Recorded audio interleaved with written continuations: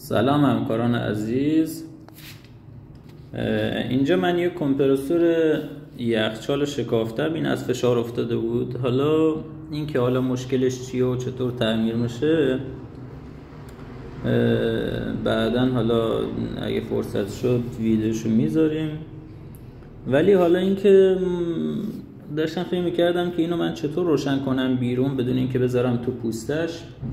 اگه تو پوسته باشه خب این وصل میشه به جای فیشه خودش و این رله هم از بیرون میزنیم و کمپرسور رو روشن میکنیم. ولی ما الان سیمپیچ و کلیه متعلقات رو با هم آوردیم بیرون از اون محفظه آهنیش، میخوایم بیرون استارت بزنیم. حالا این که میتونیم ما این رلمون رو داریم، 3 تا سیم جوش و نقره رو، حالا از این کوتاه‌تر هم باشه بهتره، من به این فاصله بریدم. 3 تا سیم جوش و نقره مساوی به صورت مساوی میبریم و از این ور میذاریم تو سوراخ‌های رله، از این ور هم میذاریم وصل میکنیم به این و میتونیم کمپرسورمون رو بیرون از محفظه یا همون پوستش استارت بزنیم و حالا فشارش رو بگیریم یا هر کار دیگه ای بکنیم.